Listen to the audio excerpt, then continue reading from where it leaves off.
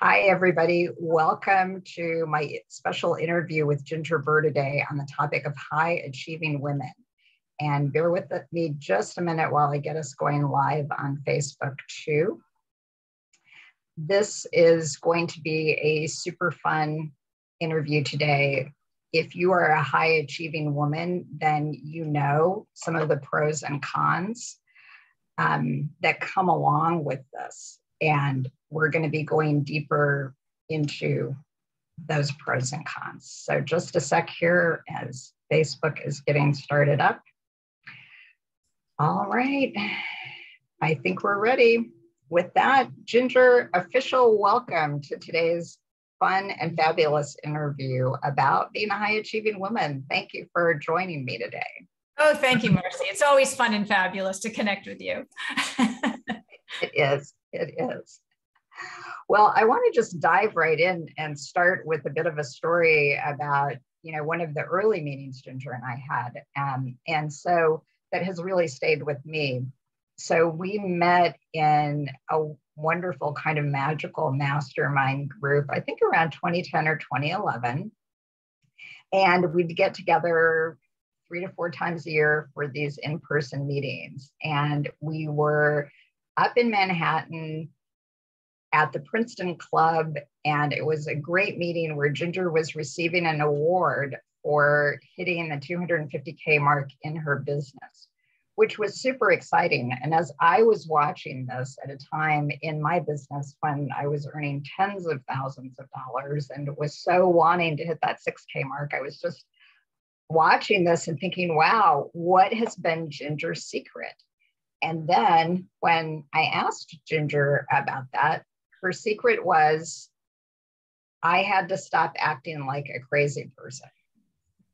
And with that, let me just throw it over to you, Ginger, because I'd love to hear how you had been working in your business and what had to change in order for things to move forward for you at that point in time. Well, people might not know this about me, but I tend to be a little bit of a crazy person anyway. I think just naturally, that's kind of my MO. And it serves to a point. There's no doubt about that because I'm very driven and very ambitious and very determined and all of those kinds of things.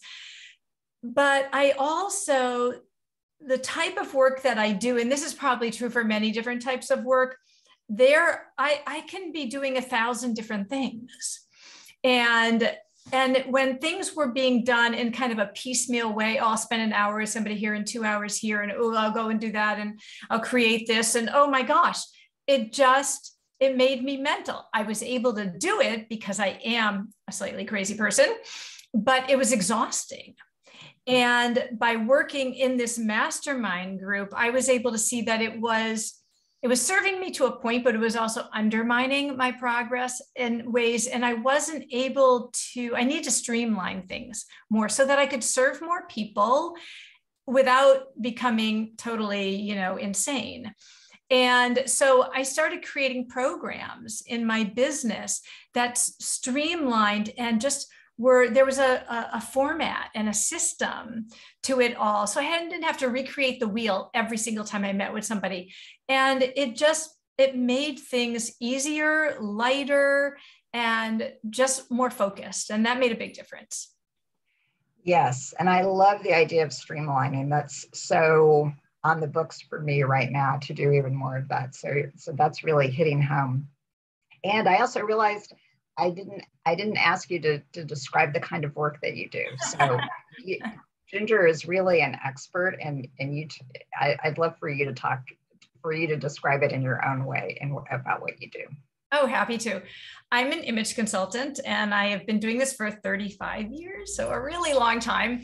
And basically, I help women to take the stress out of getting dressed and to replace that with more ease and more joy. And just so that, because we all get dressed every single day and we want it not to be a stressful experience and how we start our morning every day. And I had that experience myself in my own life. So I knew how it could just create havoc in your life. And so my goal is to help empower women to feel really good about how they look and increase their self-confidence so they can forget about how they look and go out and just do what they need to do in the world.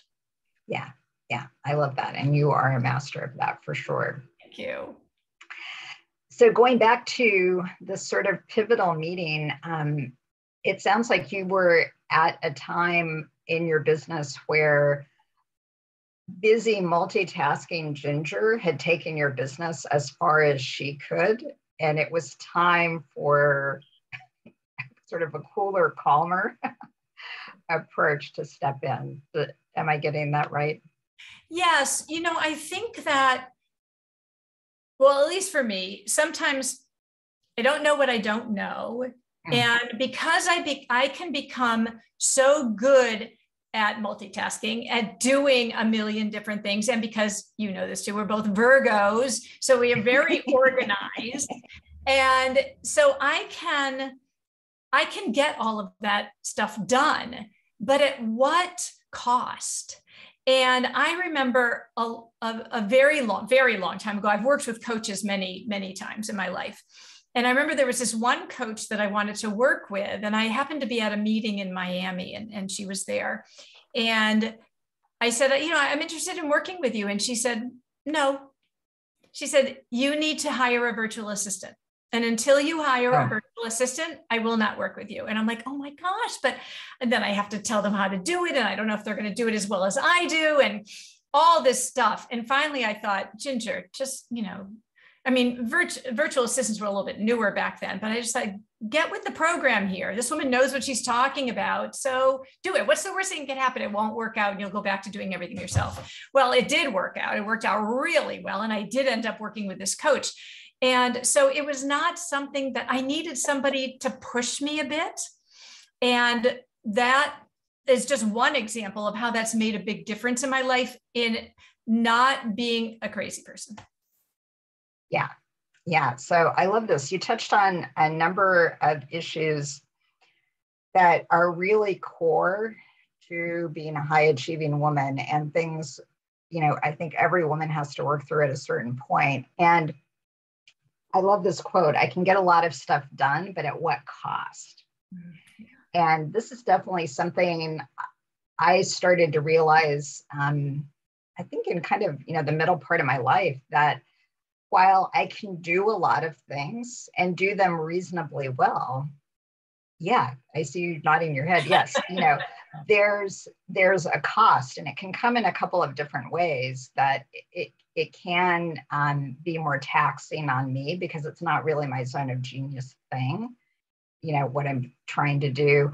Or I also came to see that although I can do a lot of things, I'm not an expert at all those things. So if I really want the expert job, like when I wanted my home decorated, I hired somebody to do that. And I could give her the picture that I wanted and like all my research that went behind that, but I couldn't make it happen the way she could make it happen.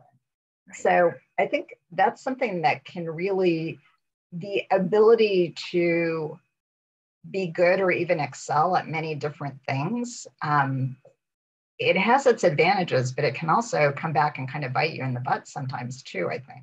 Oh, it's a blessing and a curse. There's absolutely no doubt about that at all. And, I remember, because one of the costs for me, and I think this can happen to a lot of people, I suspect, is, is a health issue. Oh, yeah. A number of years ago, a little over 20 years or so ago, I was diagnosed with Crohn's disease. And it was really, at the beginning, it was very debilitating. Now I'm really good and have been for a long time. I took it very seriously. What a surprise. And I remember I was in a group. This was a cleansing health group with this amazing woman. And I was supposed to go, at the time, I sold a line of clothing a million years ago called Weekenders, which doesn't even exist anymore. And I was supposed to go do one of those little parties that you did for people, and bring the clothes and show them, and they'd order and all that. And I had set this up with this woman who had all these people coming to her house. And I said, well, I have to go. And people in the group are like, what are you, nuts? Of course you're not going. You can barely, walk up the stairs because you're so exhausted and not feeling well. And I said, but I can't let her down. And finally, they got me to realize that I knew someone else who sold the line. And I just called her and said, are you free on Tuesday night? Can you go do this show? And she did. And then I could relax. I could start to heal. I didn't have to feel like I was letting somebody down. And there was someone else who could handle this for me, and I could turn it over to them. And that was something that, again, believe me, I have to keep being hit over the head a lot of times with these things, like somebody else can do some of these things for you if either you can't, you don't want to, or you don't need to. Right, right. So that's another thing we share in common, is that this sense, this like overdeveloped sense of responsibility and being highly conscientious. And once I commit to something, I'm sorry, I can't back out of that, even if I'm dying. Like, I have to follow through on everything, no matter what the cost is. Yes. Yeah. So I love that the examples that you've given, both for health reasons and then, in terms of moving you into more of sort of the CEO of your business versus, the person who does everything. You've had to learn how to hand things over to other people. And I know that some of the concerns that you've had about handing things over and finding the right person are undoubtedly shared by women watching this. So I'd love if you don't mind just sharing, like, what have been some of your anxieties along the way about the idea of hiring somebody, of allowing somebody else to do part of what you do? Well, I think definitely a big one is they won't be able to do it in the same way that I do. And the other thing is that people want me. Now, for administrative things, people don't necessarily need me. And I was very lucky when I had to hire the virtual assistant. A very good friend of mine had a sister who was a virtual assistant. And so I hired Shelly. Shelly was amazing. She stayed with me through having 4 children. Wow. And then she decided to retire because she had 4 very young children. And I thought, oh my gosh, now what am I going to do? And I thought, you'll figure this out and just allow the universe to support you in this. And what happened was I sent out an email to all my clients because they knew Shelly or had spoken with her. And I said, I want to thank Shelly for all her years of support, and she's amazing, and wish her well and all that. And one of my clients contacted me and said, I'd love to be your virtual assistant. Yeah, I know, it was like amazing. And I said, great, fabulous. And she has now been my virtual assistant for 20 years. And I don't know what I would do without Deb. Deb is amazing. And so part of it is, just putting it out there and trusting and doing the legwork that needs to be done, potentially, but putting it out there and knowing that there is the right person to come in and help you along the way with what needs to be done, and trusting that they know what they're doing. And I've been very lucky. I did have one experience with a virtual assistant for a short while in there. I forget why now. Maybe it was between Shelly and Deb for some reason. And that was terrible. It was totally awful. I'm neurotic about grammar and spelling. And oh my gosh, the things that were going out to people, I'm like, we can't have this. We just can't have this. And so that did not last very long, but that was a little tiny thing for a short while. So trusting that other people can do what they're meant to do. And I also believe that we should do the parts that we love to do and hire out as much of the other stuff, even if we're good at it. And that was the hardest thing, I think, for you and for me. Even if we're good at it, hiring it out. And that has made a huge difference in my life. And to be honest, oftentimes they can do it way faster. And so the cost is not, as prohibitive as people might think it is. Yeah. One of my favorite descriptions of what you should hire out is anything that does not require your unique personality. Yeah. And there's a lot of admin stuff that does not require our unique personality. Right. Exactly. Okay. So I want to hear more about what what have been the changes for you on kind of an inner emotional or interpersonal level as you have gotten less crazy, you know, gotten support, stepped back from certain pieces of your business where it's not essential for you to be there? I'm imagining that you've recovered some time and energy that just wasn't available, 20 years ago.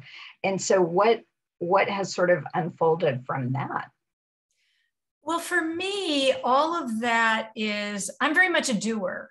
Just naturally, that is me. And I know, you got to support and nurture all the being part of you. And I that for me takes effort and focus. I can easily forget about that. So that's where I've really had to pay attention.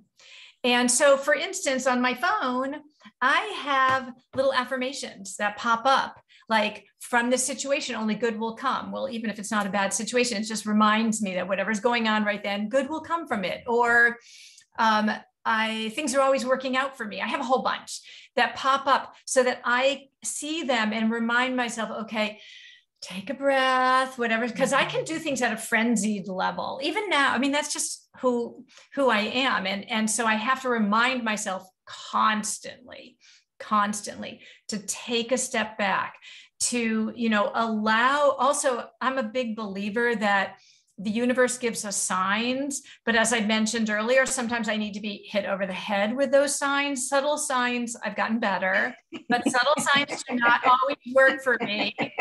And I need to, put it out there that, for instance, here's one that's a little wacky, but a month before the pandemic, where we all then had to, stay home and social distance and all of that, I was at an image consultant retreat out in California. And the last day of the retreat, we did these little round tables, and I was at one of the round tables, and we went around the table saying, what would you really, if you could have anything in your business, what would you like to have happen? And I said, I would really love my business to be 95% virtual. And I hate driving all the places. It's traffic around me in the Boston area is horrendous. And it makes me crazy. And a month later, what happened? Nothing in person could happen. And I had this moment like, oh my God, did I cause the pandemic? It's like one of those things, but I'm like, that was a not so subtle sign from the universe. It was a silver lining, because I believe we can find silver linings even in horrible things that happen. And for me, that was a not so subtle sign, like, Ginger, duh. I had always done virtual work anyway, but move the rest of your business virtual. It's very doable.